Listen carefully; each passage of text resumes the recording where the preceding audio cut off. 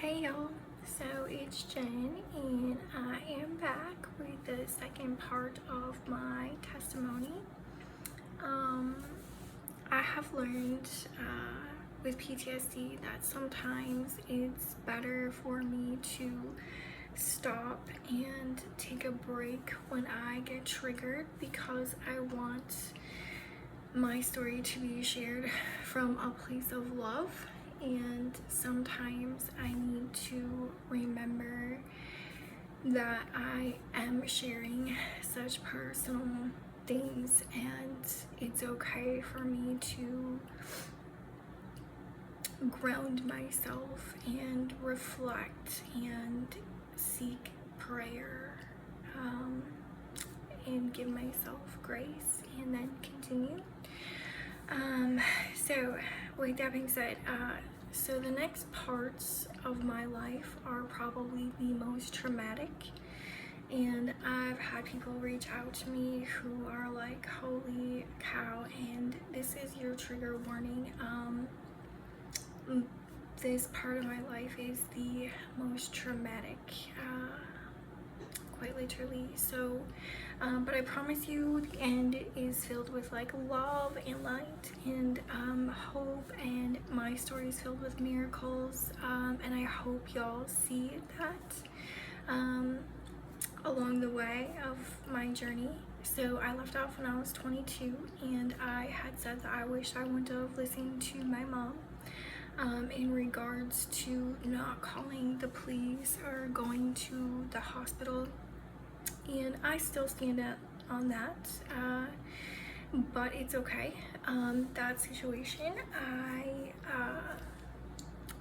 I realized that I was in an abusive relationship, and after I had my daughter, I went back to work instead of continuing to be a stay-at-home mom, and I had found out that a casino was hiring for a poker dealer, professional poker dealers, and I went through training, and then I auditioned and I got the job. So when I got that job, the father of my kids, he paid for everything, so everything was in his name, and I hid money, or saved money I guess you could say, and after a year I got an apartment on my own, and I was working with a lady, and she was kind of in the same situation as me, so we signed a lease together, and I told the father of my kids 2 days before I was moving out that I had a lease and things were over, and I did that because I did not want to be like manipulated or talked into staying in any way, and it's just what I did, and it worked for me. Being a single mother was never in my plan, and I don't think it's really in anybody's, and you kind of just like pick up the pieces, right? I can say it was like a really dark time for me. Luckily I had some really great friends who like were there in my life in that period of time. Yeah, I was in therapy, and for the abuse, and I had never seen it for what it was until I went to therapy, and then I probably shortly after I left the father of my kids, I was being sexually harassed by a supervisor at my work, and everything was documented, and yeah, things got real bad. And after I had left the father of my kids, I started dating my best friend at the time, and he had a opioid addiction to painkillers, and I had never seen this addiction really firsthand, and he had a history of violence, and I knew that, but he had never been violent with me, so I thought that I was different, and I shortly came to find out that I wasn't.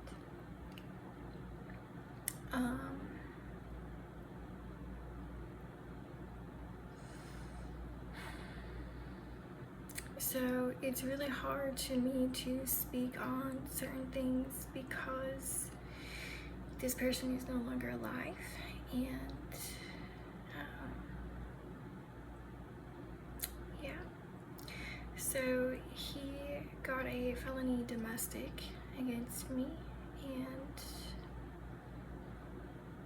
that's when things really spiraled out of control for me.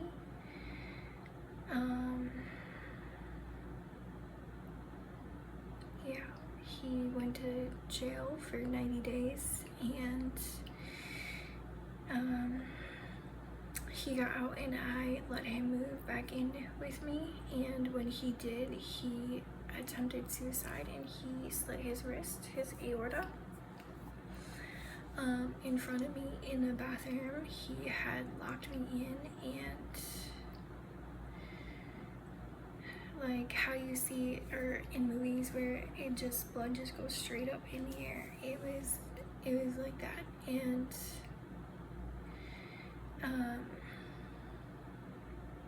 I held his arms together with a belt buckle while he was bleeding out in front of me and convulsing, waiting for an ambulance to get there.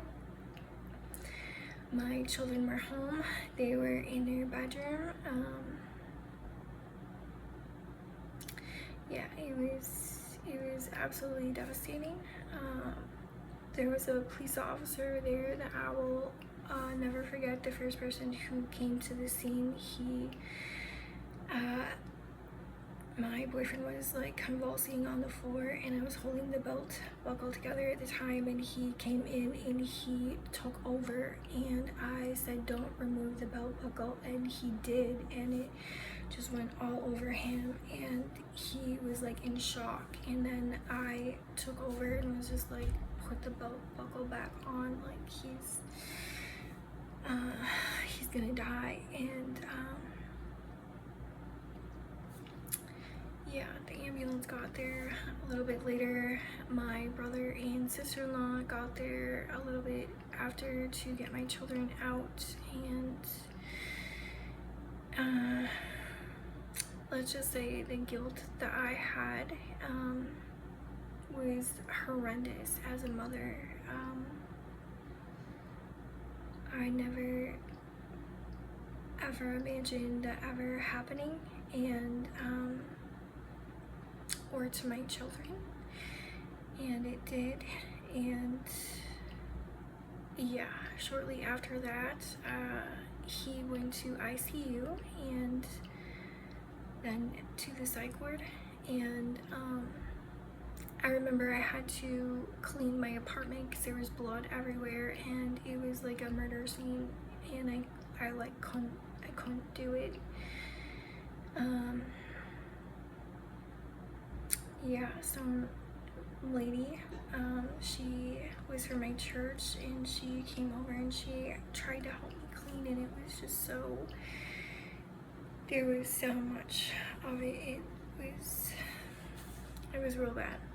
So I attempted suicide shortly after that. I was 27, I believe, and I took a bunch of gabapentin and a whole bottle of Tylenol, and right after I did it, I like didn't know how to handle what I had just been through, and I didn't really have anybody to talk to about it, and I didn't even understand what had just happened. Like, yeah. So I ended up in ICU. My liver was borderline failing, but I had drove myself to the hospital after I swallowed all the pills because I realized I don't want to die. I just don't know how to live right now. And So yeah, I was in ICU for 2 days, and then I went to the psych ward, and after that I was just like, okay, I need help, and I don't know what that looks like. So yeah, I struggled for a little bit, and then I basically just went back to dancing, and yeah, I moved in with a girlfriend of mine, and in the summer of 2013, this fall, I should say, in the fall, my boyfriend was in and out of treatment. We stopped kind of seeing each other, and then at the end we're seeing each other, and he was kicked out of treatment, and he got his phone stolen, and he went out to the bar with me, and we were both drinking, and he used my phone to text someone that I know to ask if they had any painkillers, and this person that I know said no, but I have heroin. And one thing led to another. We got the heroin, and I had never, like, I wasn't familiar with heroin. I didn't even know that alcohol and heroin can kill you, and it can. And he wasn't familiar with it either. He was cut off of his painkillers by his doctor, who was prescribing him 80 milligram Oxycontin a month. And they say that most people who turn to heroin are, it's because their doctor first prescribed them, and they have now developed a habit. Anyways, him and I did heroin, and he died in my arms. And when I went to bed that night, I told him to tell my children I'm sorry, and that I love them, because I thought that I was dying. And I woke up in the morning, and his arms were wrapped around me, and he was cold to the touch. And I lifted his arm up, and it was in rigor mortis stage. It was stiff. So he had been dead for hours. I was like in shock, and I rolled him onto the floor and started doing CPR. I called for my roommate and ran to her room and said help. I called 911, and they didn't know that he had been dead for hours. So they had me do chest compressions on him,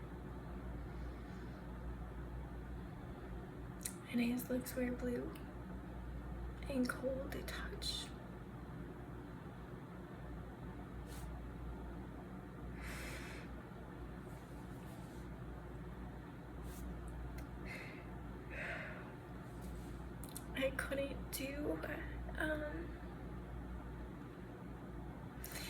I couldn't do CPR on him anymore because I started puking, because I could hear the air coming out of his body. So I ran outside, and my roommate performed CPR on him, and until an ambulance got there, an officer got there, I was completely honest. I told the truth, and I had a warrant out for my arrest that was supposed to be quashed the following day, because I was working with an attorney for sexual harassment lawsuit, and assault, and I had like a ticket or something, and it was like a miscommunication. They had the wrong address. My warrant was supposed to be quashed the next. He died on a Sunday on Monday, and so there was a warrant out. So when he died, I told the truth. The officer was like, I don't want to do this, but you have a warrant out. I have to take you in. And yeah, I was interrogated by the DEA, and in my, like, I look back on the file and it was my interrogation. It's like I was puking all day because I wasn't a heroin user, and I was throwing up. I couldn't stop, and I was crying, and I gave them my phone. I told them the truth. I was in shock. I didn't even know he was gone. Like, I knew he was, but I didn't want to believe it, I guess. So yeah, I sat in jail, and my roommate and her sister bailed me out, and her house was taped off and was treated as a crime scene, so we were not allowed to stay there that night, and we stayed at her sister's house. And I just remember like praying so heavily to God, like, Lord, I don't even know what just happened. Help me, Lord. Help me going forward. And yeah, we went back to my friend's house the next day, and I basically packed all of my stuff, and luckily my children were at their dad's house at the time. And when that happened, and I had my roommate's sister, who's a friend of mine, I told her, can you please drive me to the hospital? And I didn't want to die. I just didn't know what to do moving forward. I was so heartbroken and traumatized. So she brought me to Regent's Hospital. I was there for 2 days, and then I checked myself out, and I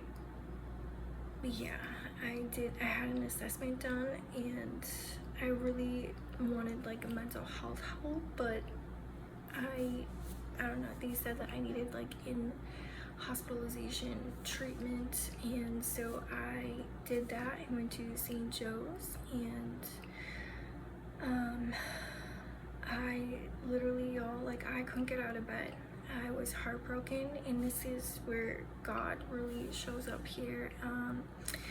So when I got to St. Joe's, I felt like no one understood my pain. Like, nobody understood what I was going through, and I just remember crying out to God, like, Lord, why? Why? Like, tell me, like, why?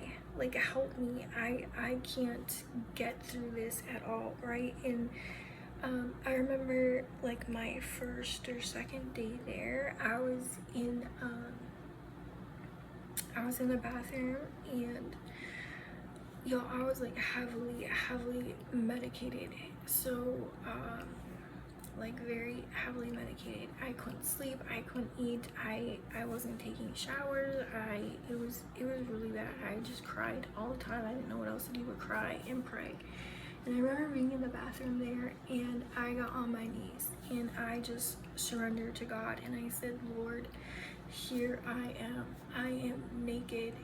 Everything I've done, you have seen, and I repent for my sins. Like, I'm so sorry. He died, and I'm alive, and heal my heart and take control. I trust you. I have nothing to hide. You know it all. And I just really, it was like that for me. I used to not pray like I guess pray like at the end of the day or the beginning of the day. And when I went there, I'm telling y'all, like, I was in prayer every minute of the day because I was asking God to get me through another minute of the day because I didn't know how to function and I didn't want to give up, but I didn't know how to keep going. So like I said, God, when I went there, I felt like no one understood me. So when I got there, my first counselor, my counselor that I had there, her brother had died of a heroin overdose. My first roommate, her husband had died of a heroin overdose. My second roommate, her boyfriend, baby dad, had died of a heroin overdose. And then I went to a halfway house after that, and I was there for 6 months. My first roommate, her husband died of a heroin overdose. My second roommate, her boyfriend died of a heroin overdose. And then my third roommate was this woman who came to me who had heard my story at St. Joe's. And she came to me and she literally said, I heard your story. I feel like God put you in my life because the father of my daughter is going to die of a heroin overdose. And I swear on everything, her baby dad died not even 3 weeks later of a heroin overdose. And it was just wild. Like, God is so intentional. Also, at my halfway house, my counselor's son had died 6 months previous to a heroin overdose. So her and I were like grieving together. And then while I was there, October 31st, I was okay, so I guess I should probably back up a little bit, but I started PTSD therapy while I was in there, and it's one of the most hardcore PTSD therapies anyone can go through. It's called prolonged exposure. So my doctors in there were like, it's really good for people who are just coming out of trauma. And at that point, I kind of was just like, I'll do whatever it takes. I don't know, I was very, very vulnerable. So anyways, I was going through therapy, PTSD therapy, and then I was at my halfway house.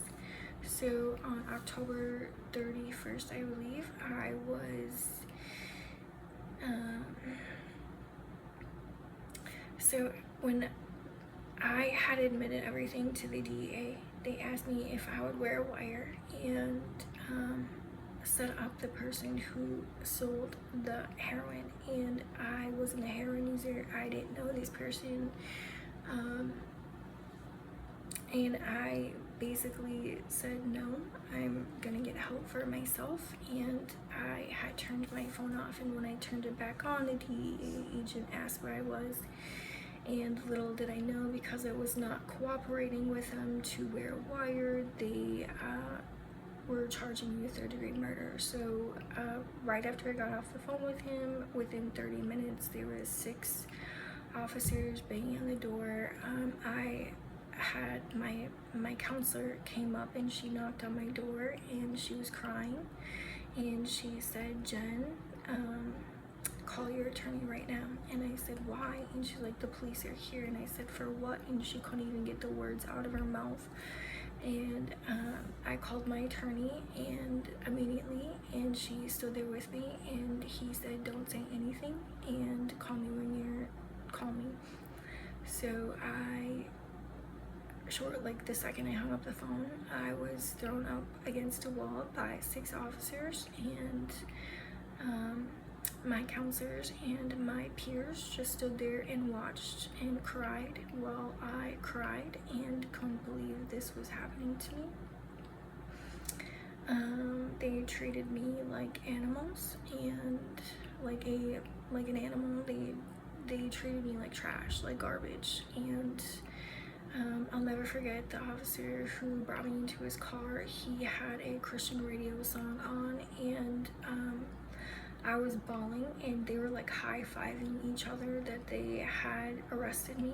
And when I was in the back seat, I said, can I please see the charges? And he gave me the paperwork, and I said, "Are you a believer?" And he said, "Yes." And then I said, "I don't understand why this is happening. Like, I'm, I love this man. Like, I didn't kill him." And, yeah, like things just shifted from there. And I was brought to Anoka County Jail, and I was housed there overnight waiting to get transferred to Dakota County. So I woke up the next day, and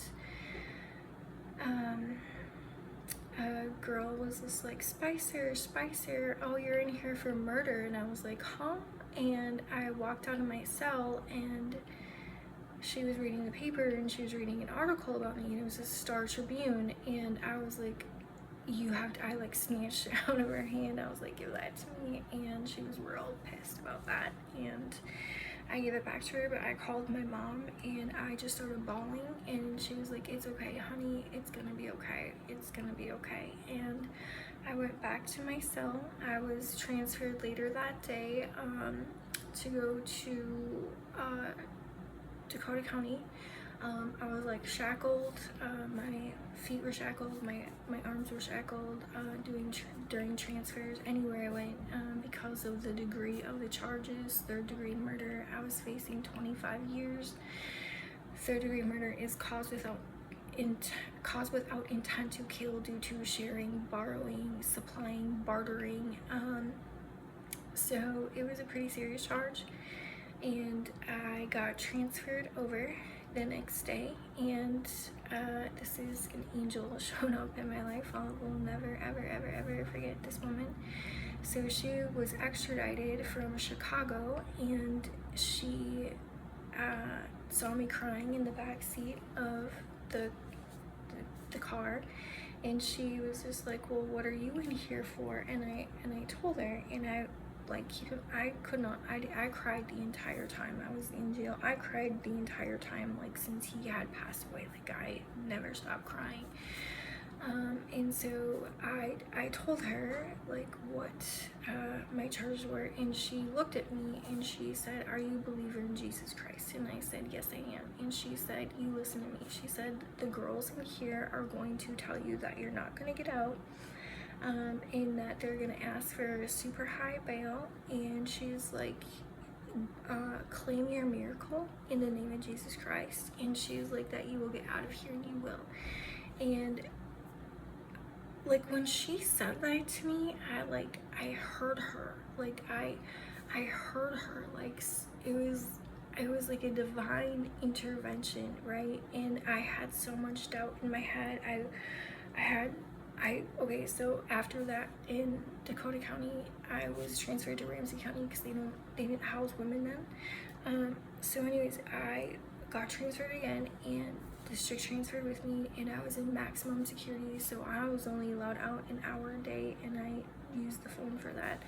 So I spent a lot of time by myself, and I cried, and I prayed, and I cried, and I prayed, and I said to God, like, "Lord, if I did this, like, I find me guilty. Like, I will be guilty of this. But if you don't think I'm responsible for murdering him, like, give me a miracle. I need a miracle. Like, I don't understand this." So I sat in my jail cell. I went there on the weekend, so I had to wait until Monday. So I prayed, barely slept the entire time I was in jail. And then the day of jail, I was in with all the felons. I was the last one to go in front of the judge because I had the worst charge. So girls the whole weekend asked like why I was in there, and they said, "You're not getting out." And I just like ignored them and would go back to my cell and pray. So I showed up for court, obviously, and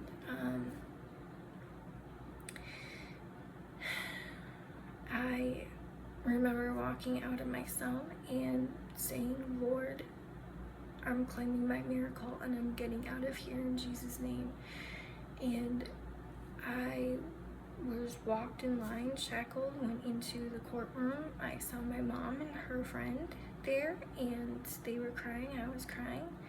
and I was the last one to go in front of the judge. I found out that I had Judge Spicer, and he went on record, said that we aren't related, and the prosecutor was asking for $250,000 bail and saying that I was a threat to society and that I was a flight risk. And I'll never forget it, when I went in front of the judge, I was the last one out of like 12 of us to go in front of him, and there was like a white cloud when I walked towards him, like above him, and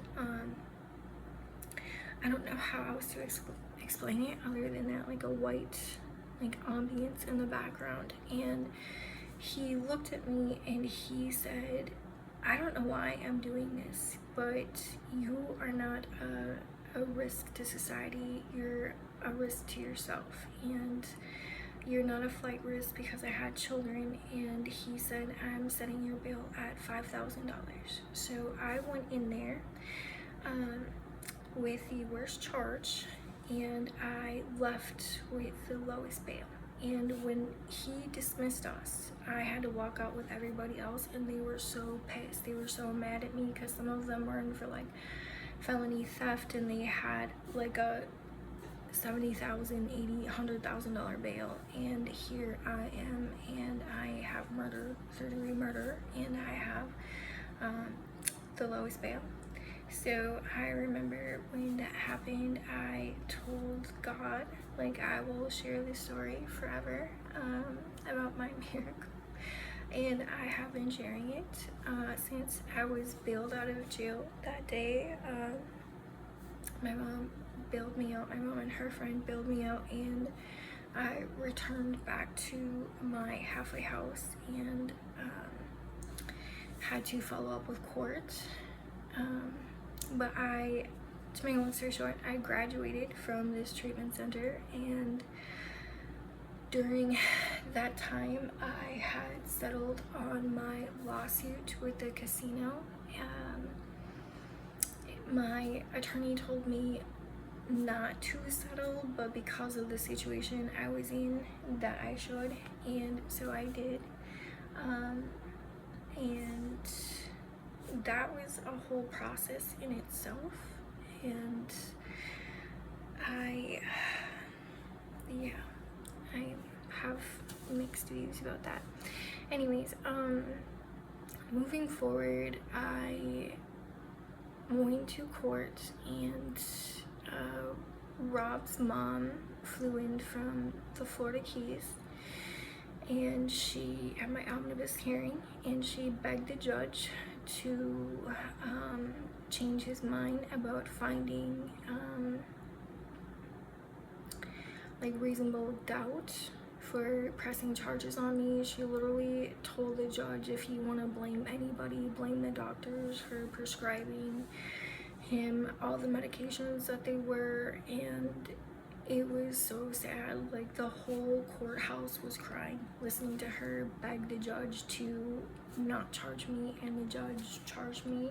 He would tell me like in close quarters that I was not going to see my kids again, and that I was going to be spending the rest of my life in jail.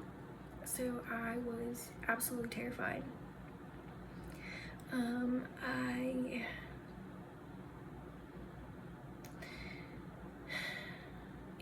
I had miracles happen left and right after that.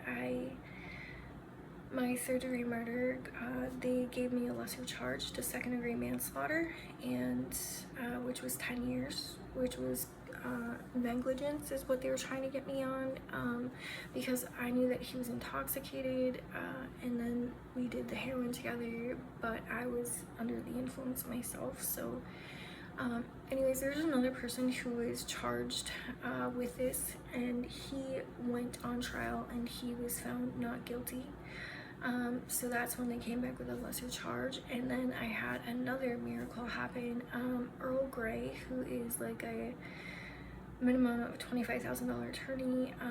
So my name was printed in the paper, on the internet, on the news, like all over, saying that I was being charged with murder. Basically, Dakota County was trying to make an example out of me, and they sure did. Good job, y'all. Thanks for ruining my life after that. So they basically like my name was printed in a ton of papers and all over the internet. And after my friend was found not guilty, they were like coming in with deals, whatever. So anyways, I had a lot of attorneys, like high profile attorneys, who I was meeting up with to find an attorney. And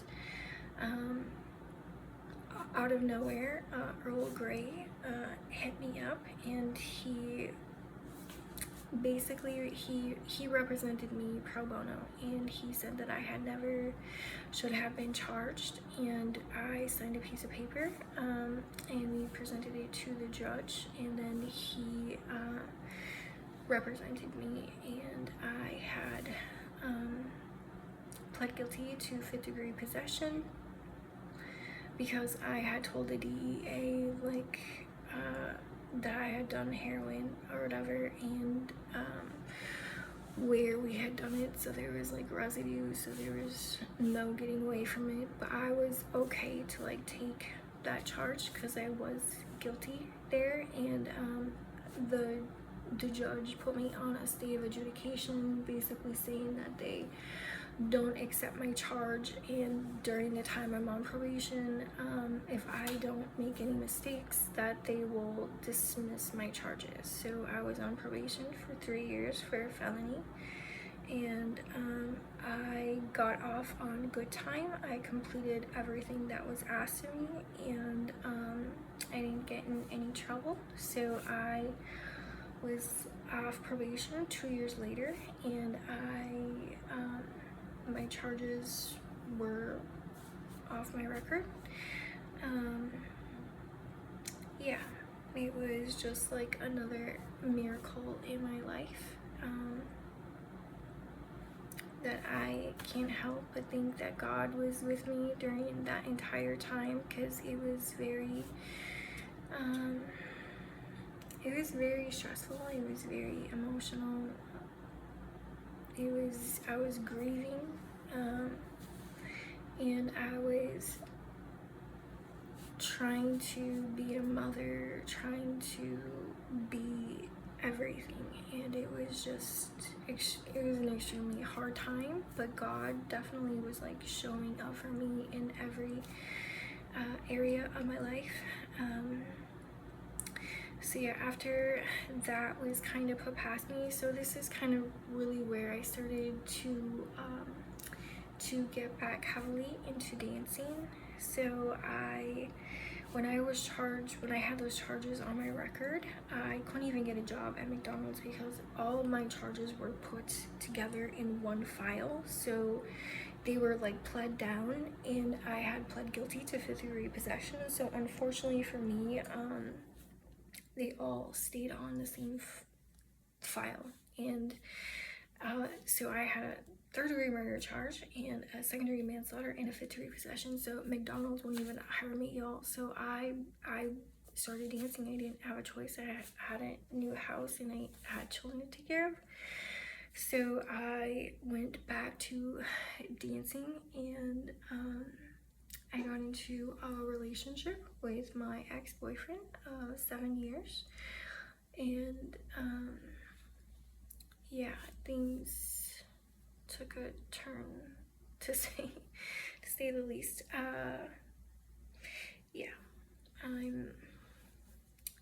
Needless to say,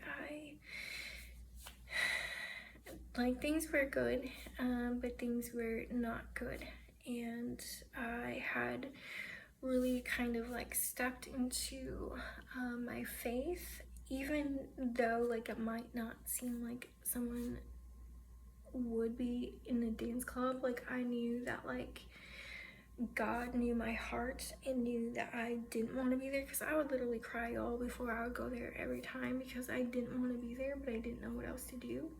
And God would just kind of like put the right people in my life, and it was like I was ministering at the strip club.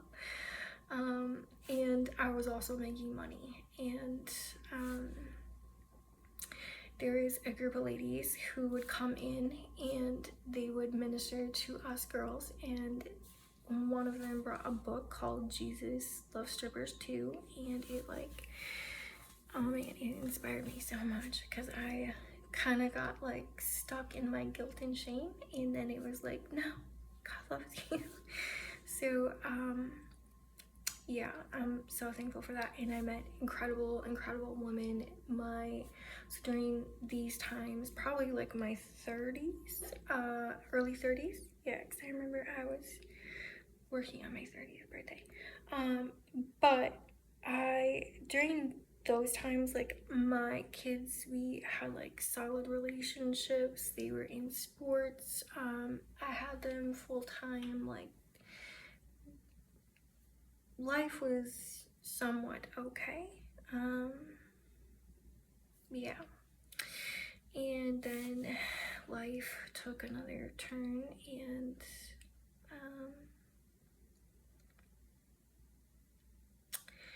yeah, I don't know. I kind of just got lost in the world and wasn't really living for the Lord. And yeah, it's, I don't know how else to explain it, but yeah, things just kind of started. The life of being a stripper just kind of got to me. I was like friends with a lot of girls that were really going through some heavy stuff, and saw some things that were pretty heavy. My boyfriend, he lost a really good friend of his, and he kind of got caught up in addiction, and we both were just not in a good place, and things escalated, and yeah, he would get upset that I was dancing, so I started a business, and it went really well.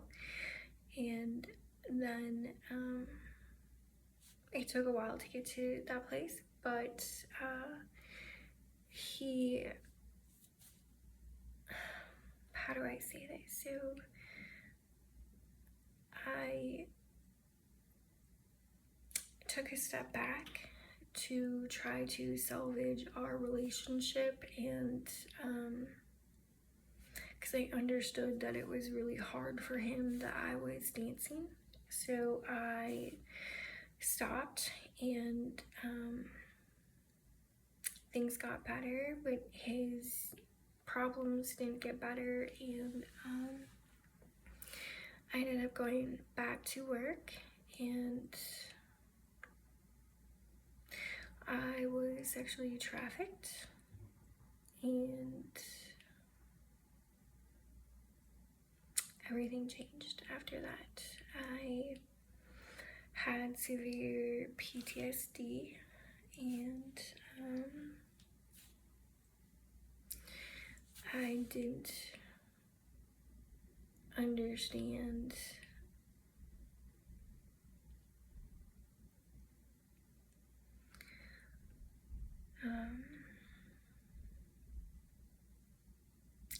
understand how debilitating PTSD could be. I was terrified to leave my house. I didn't get out of bed for a while, and I went and got help, and I got put on a large amount of Xanax and Valium, because it helped me. So it was effective, which allowed me to get out of my house for a little while. And I struggled real bad, and I started like coming around and coming to, and then I was meeting with the BCA, the Commander-in-Chief for Human Trafficking, and I had done a rape kit test after it happened at a hospital, and things were actively moving, and then things just kind of got stuck in the tracks. And that was when COVID happened, because I was trafficked in 2019, and COVID happened in 2020, and the US government shut down, and I lost my business, and yeah.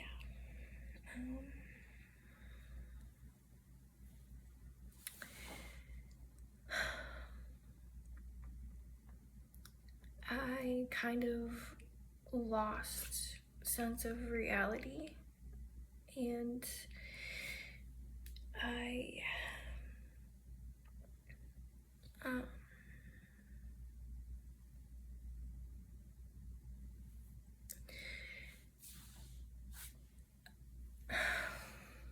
don't know how to say this, please bear with me. So when 2020 happened, I lost my business, and I was living on my own. The beginning of 2020, my girlfriend moved in with me, and I had like a 5-bedroom house, and I wanted a roommate, and she needed a place to live, so she moved in with me at the beginning of the year. And she had some things going on, I had some things going on, and she didn't live there very long. I had asked her to move out, and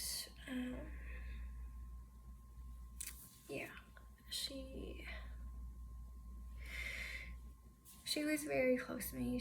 I loved her very, very much, and her mom was real sick, and we had a lot in common. And 9 months of me asking her to leave, she committed suicide. And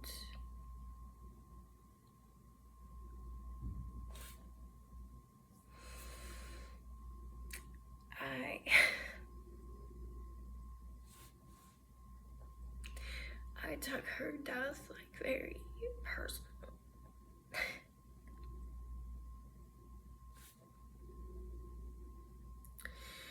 In 2020,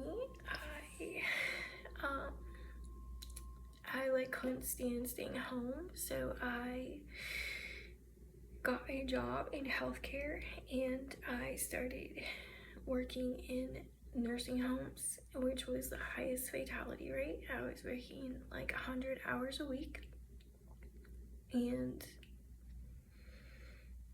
the stuff that I was seeing wasn't what was being reported, and I was being offered money to get vaccinated. I was watching people die and holding people's hands while they die, and just seeing stuff that I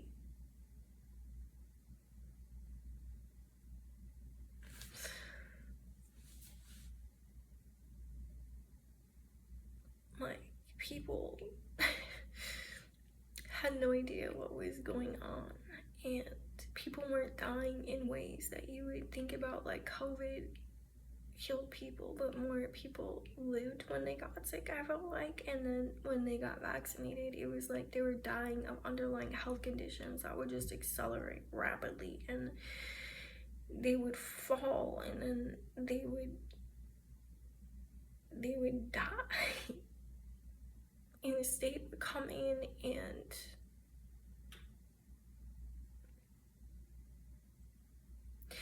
when I tried to speak up about it.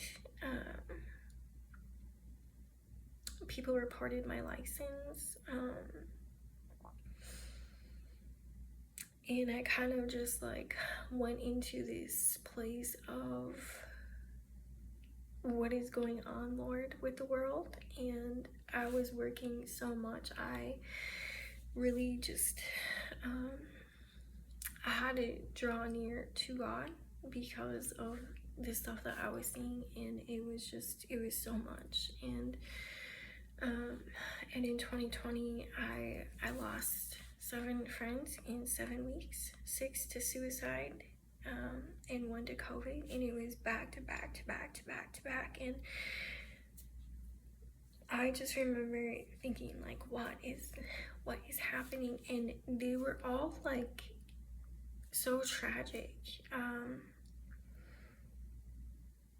I didn't know how to process it. And then in 2021, things got worse. So in 2021, my PTSD doctor would only see me virtually, and because I was not vaccinated, I was catching like a lot of heat at work, and I would go into work, and people would say, like, if you're not vaccinated, you don't deserve to have a job and you should be fired. And I would just not say anything, and I would just question, like, am I doing something wrong? And then like, we were getting emails saying that like all the people who were testing positive were the people who were vaccinated, and as world leaders as a whole, they didn't know what to think. And so I was like, okay, I'm not crazy, this is happening.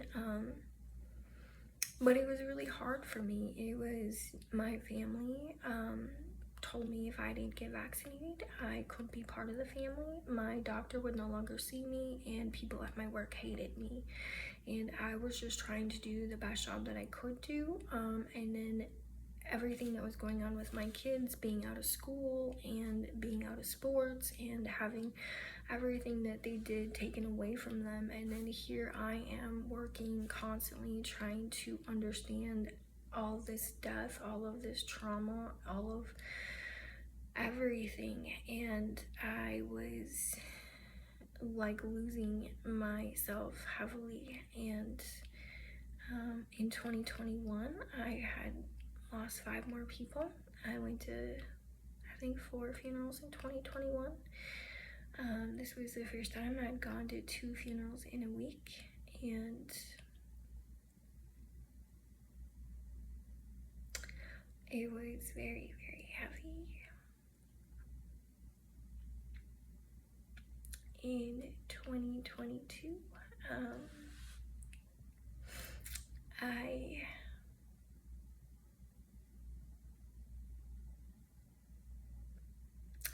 the beginning of the year, I had checked myself into a hospital because I didn't want to die, but my PTSD, like, doctor, therapist was still seeing me virtually, and I told him I'm losing my mind, and I feel like the whole world hates me because I'm not vaccinated, and I feel like it's wrong. And I checked myself into a hospital, and he kind of like warned me on what to do and what not to do, and I ended up checking myself out.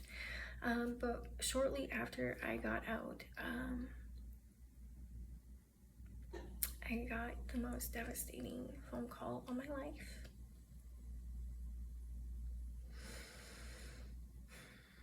My mom called me, and she said, Jen, I fell.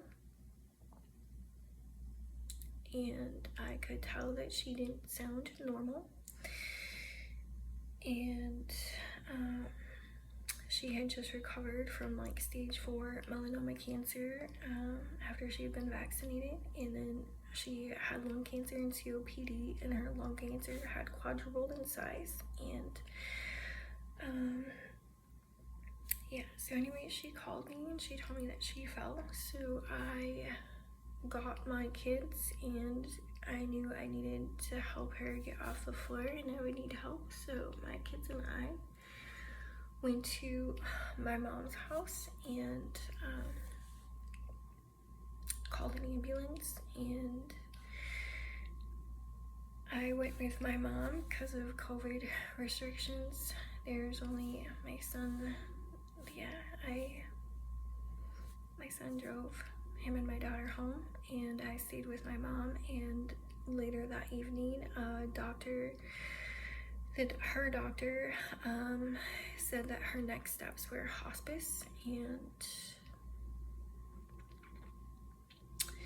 yeah, and then the next day came up to me and she said, so I know you have experience working with end-of-life patients. It's what you do.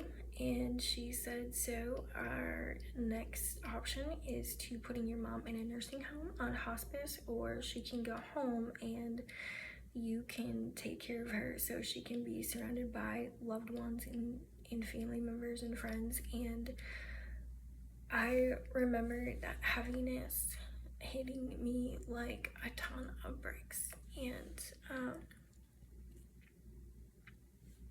I looked at her as like a healthcare professional and I said, how long does she have? And she said 2-3 weeks tops. And as hard as it was to hear that, I knew I wouldn't be able to take care of her much longer than that emotionally,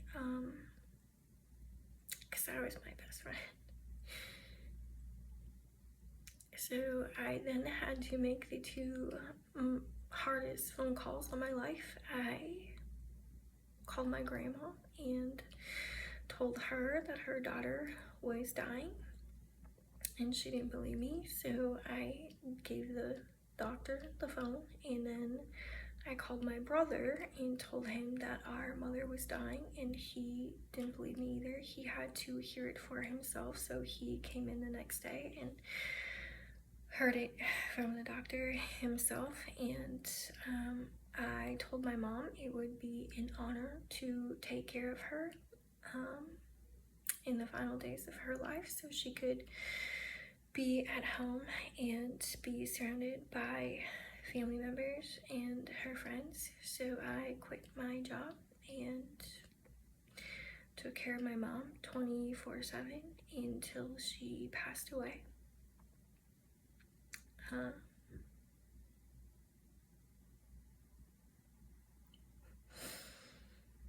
During that time, I helped plan my mom's funeral. I helped pick out her casket. I picked out her plot. I helped her with everything. And when my mom was on her deathbed, we got to apologize both for some things in our life and find forgiveness and love and strength. And it was the hardest time of my life. I would go outside at night and cry and pray, and I had two prayer warriors at the time who would pray with me. And yeah, it was extremely difficult, but I wouldn't change it for the world. I'm extremely blessed I got that opportunity, and I think I needed my mom just as much as she needed me. And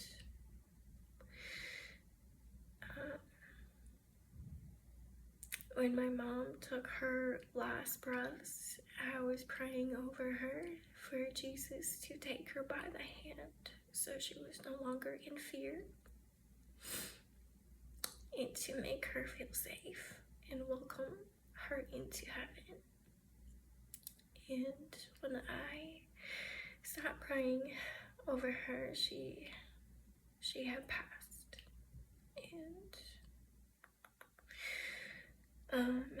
And then I had to walk my family through the next steps of her being gone, and somehow try to get a funeral together. And I had a lot of responsibility put on me, and I was trying to digest the fact that like my mother was no longer here, and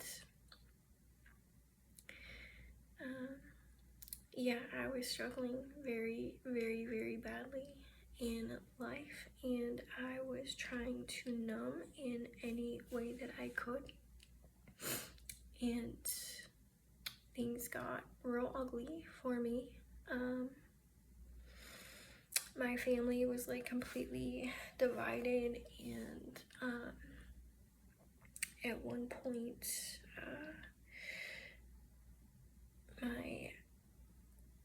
my grandmother was accusing me of killing my mom because I prayed over her when she took her last breath. Like it was real bad, y'all.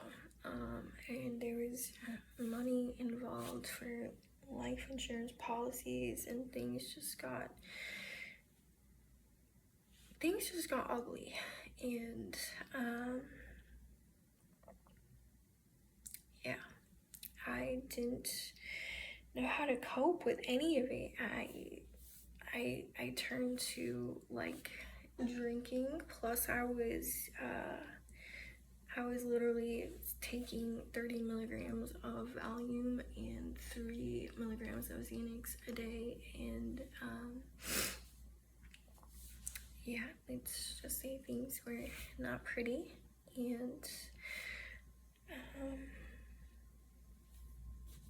yeah, I lost my mind, but I had a lot of stuff that was being thrown at me, like a lot, and I mean like malicious, intentional.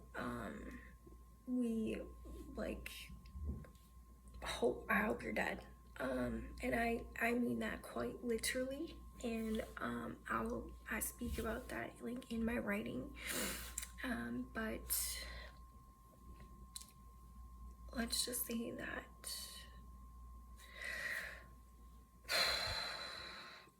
death changes people. And yeah, so anyways, I was not in a good place, and really let alcohol get the best of me and my emotions. And like after my mom died, it was kind of like when Rob died, like I would cry every day, except for this was like a pain that like I have never felt before. It was like every day I wanted to call my mom and I couldn't, and trying to like navigate life with all these obstacles being thrown at me, and understanding that my kids lost someone very special to them too. So I wasn't the only one grieving, they were grieving. And yeah, so basically after that, like I got real close with my auntie, and she was a pastor, and she would like pray over me a couple times a week. And after my mom passed away, and she like inspired me to keep going. And a situation arose in 2023 with my oldest niece, and after that happened, I kind of just I lost it. I don't know, I lost it. She tried to self-harm, and she called me, and it just really affected me deeply. And my auntie went to go there because she was in Duluth. And to make a long story short, my niece is okay. But after that, I really started like wanting to self-harm, and I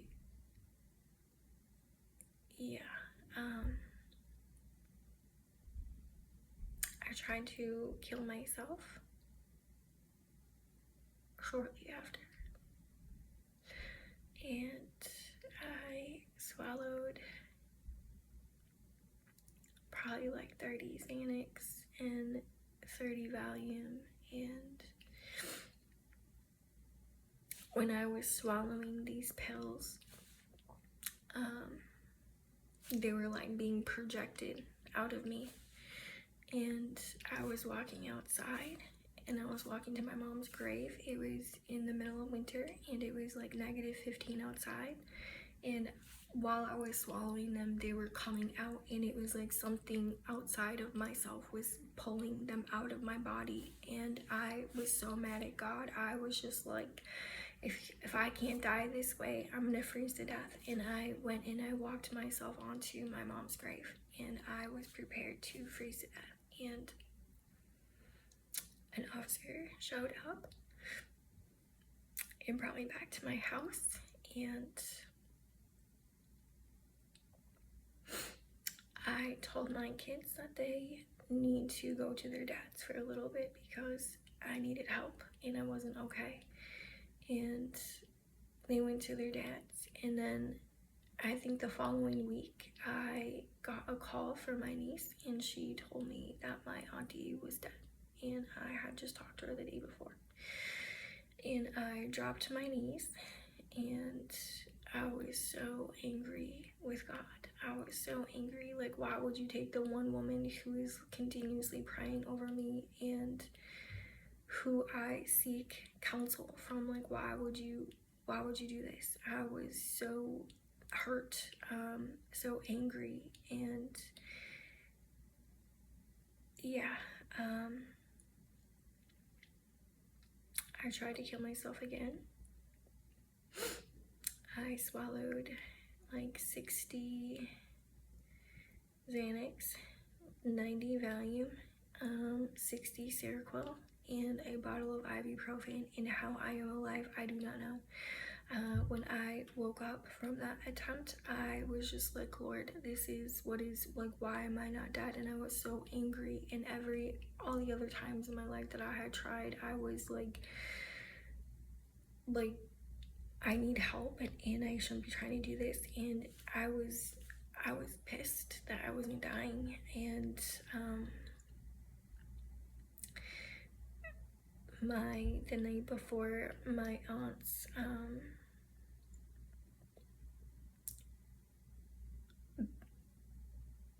celebration of life,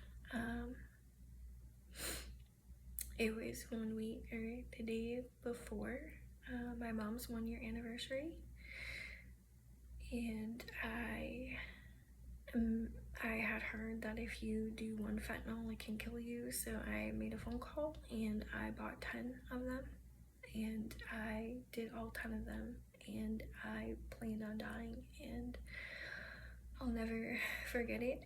I woke up in the middle of the night and my head was in the toilet, and I stood up and I looked in the mirror and I was completely blue, and I looked at myself and I didn't even recognize myself. And I laid back on the floor and I just cried to God and said, please take me. And I woke up in the morning and I was still alive, and I just started crying, and I said, Lord, I am so tired of trying to die. Like, I will do whatever it takes, just help me, lead me to the right people, to the right places. Like, I surrendered. I was exhausted of trying to die, and God literally is saying no. So I got help. I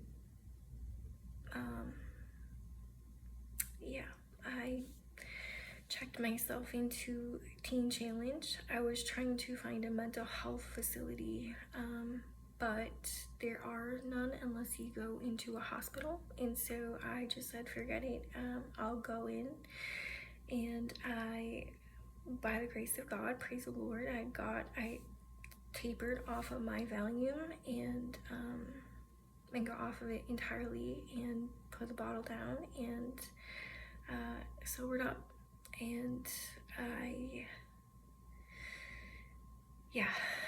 when I got off benzodiazepines, that was probably the hardest thing I have ever overcome. I had to check myself out of Teen Challenge to detox myself because they were not medically equipped to treat me, and I was going through withdrawal while I was in there. I literally went to detox, and they were trying to administer IV Valium because they didn't know how else to treat me. So I checked myself into a hotel and I detoxed myself for 9 days. And y'all, every morning I would wake up and I'd say, thank you, Jesus, I'm alive, and keep me alive through the day. And I literally met Satan himself and I shook his hand. I am not playing. That was the worst shit that I have ever gone through in my life. I should be dead. I had a number in my head of like my blood pressure, like what was safe, what was not on day 6, because I was like treating myself in a hotel. So I was checking my blood pressure, my O2. I was trying to stay hydrated. I was treating myself with Tylenol and ibuprofen, and on day 6 I had gotten to a number that was too high, so I called an ambulance, and then things slowly got better. But y'all, like my DTs were so bad. I was like this, and I couldn't talk, I couldn't eat, it was really bad, and I couldn't speak. So I kept praying like, Lord, heal my mind, because like benzos are neurological, so it can cause permanent brain damage, and I wasn't able to speak. So I thought, like, did I lose my voice forever? Like, I had never gone through this before. And when I got cleared to go back into Teen Challenge, like, my counselor asked me, she's like, are you suicidal? And I was like, no. And she's like, how did you do that? I'm like, I've been praying. And I was shaking then. I was like this for 30 days, and I would pray over my brain, healing over it and physically, so I could speak. And I slowly started speaking, and I was like at a place finally where I had surrendered. I had gone to God, like, God, this is everything that I've done, like, help me, you know me, you see my heart, like, I'm trying, I'm trusting, I'm finding grace with myself, I'm turning lies into truths, like, just help me. And he certainly showed up. Like, I was able to talk, I was able to write, my DTs went away, I started gaining clarity, I was able to sit in my feelings, I did a lot of DBT therapy, I recognized that I had to go all the way back in my life to deal with trauma and those lies that had been spoken over my life of who I was and who I thought I was, and all the truth of, like, I am not enough, or there's something wrong with me, or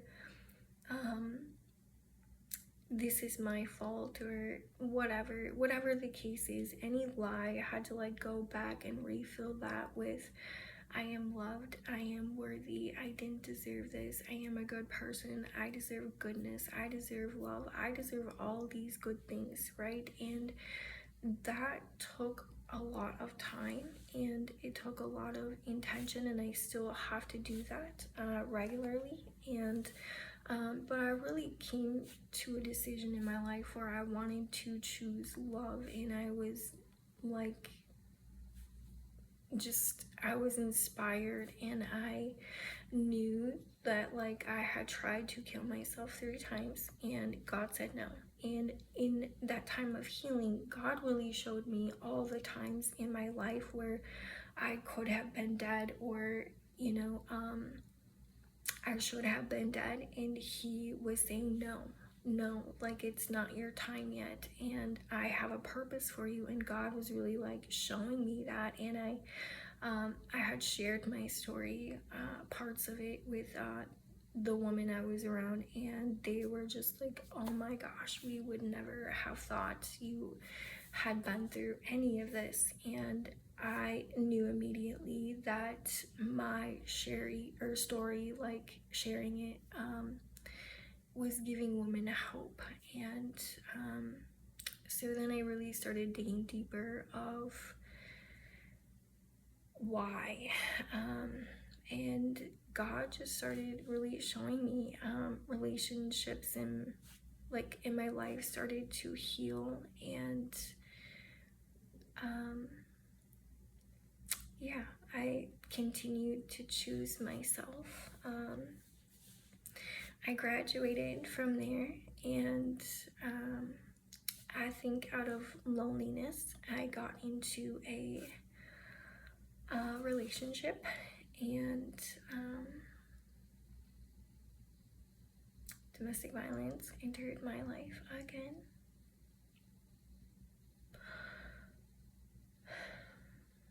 And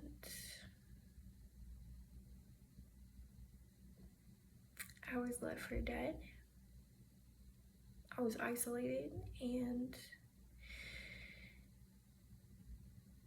yeah, I never thought that I would be 39 years old with a knife in a door on a hotline to a domestic violence shelter hotline.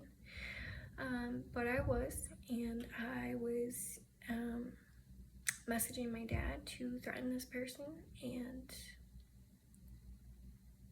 he did, and he didn't stop. And I hadn't gotten to a place of like letting all old relationships go, like friendships, and I had some really kind of crummy friends in my life at the time, and things just got worse. It was real bad. I had to go through a season of walking alone, and people who I thought were my friends, in a time of need and sorrow and fear, threw me under the bus. And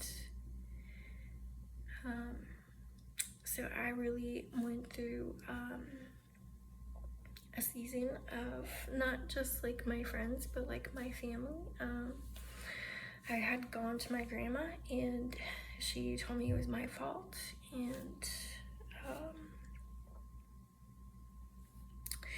yeah, I stopped talking to her after that because I was so broken and humiliated and ashamed to be in that situation. And I knew that it wasn't my fault. I knew that. I knew that I was lied to, I was manipulated, and I was vulnerable. And unfortunately that happened, and all I could do was like pick myself up, and I needed to be around only positive influence. So I ended up cutting out like almost all of my friends, not all of them, but most of them. And I later would find out that like, I don't know, these people weren't really my friends anyways, and they were like rooting against me. So while I was suffering, so I really focused on like working out and work, and like falling into the word and praise and worship. And a lot of things happened since then, and I really have gone through a season of pruning out major relationships and family members, and really standing firm in my boundaries. And that's not okay with some people because I've never really had boundaries before, and I haven't like stopped like seeking the Lord. And it's crazy. Like if I were to share everything with you right now about what's going on in my life. It's wild, but it's like a good wild. So I'm doing things in my life that I had never done before, and overcoming fears that I had never come before in my life. Might look like real messy to some people, but for me, like emotionally, I have never been on this level of freedom, of self-discovery, of healing, of letting things go, of forgiveness, of what is my purpose in this world? How can I bring my pain to bring some type of light? Like, it's just, it's been so incredible, and for that I'm so thankful. And it's really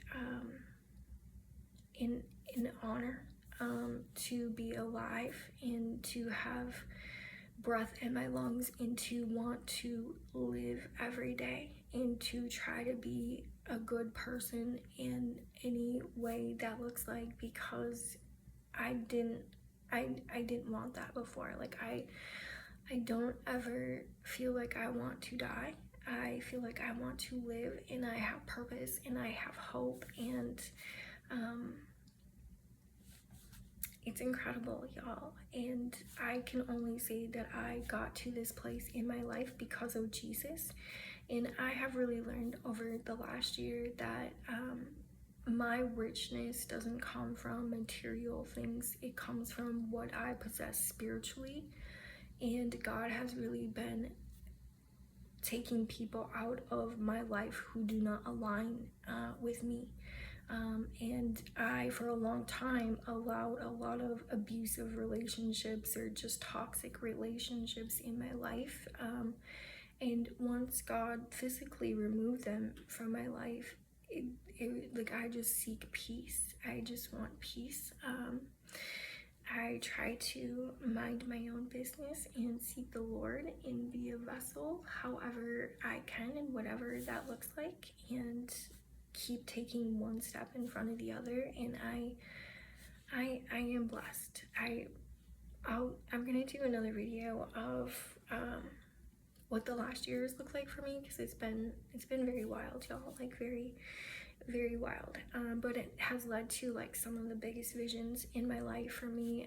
It led me to writing. It led me to making all this content. It led me to the vision of starting a business, a nonprofit for survivors of domestic violence, sexual assault, sex trafficking, childhood sexual abuse. The list goes on, but for victims who need financial help, because I have been in all those situations, and luckily for me, I was able to like have someone to help me a little bit, but not all the times. The last year I have not been met with that, and it's been very difficult. So I was inspired by a friend, and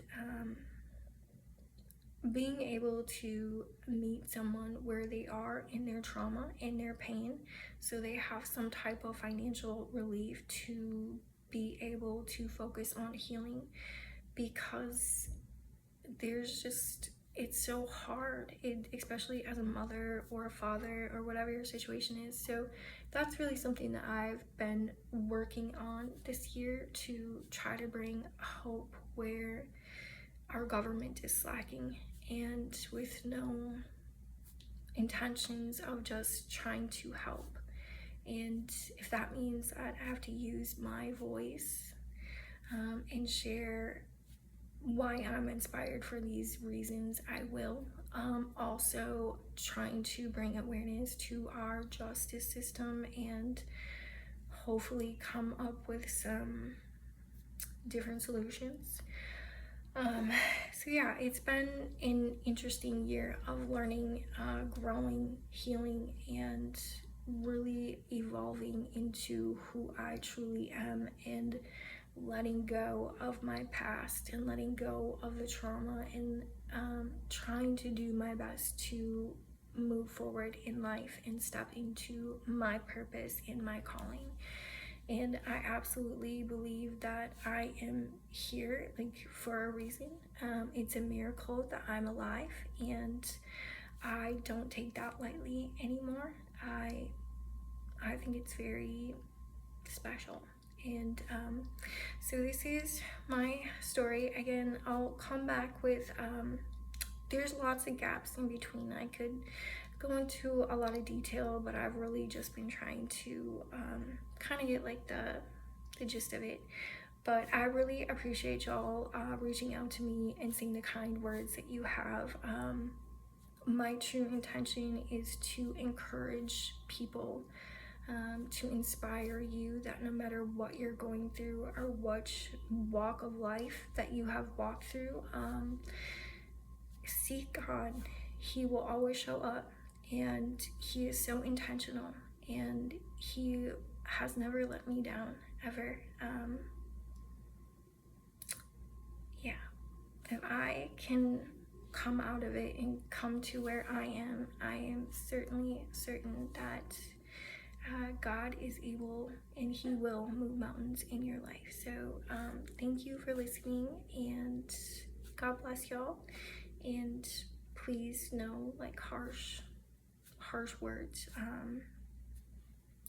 This is my life, and it's heavy, but it's so much lighter. So anyways, God bless.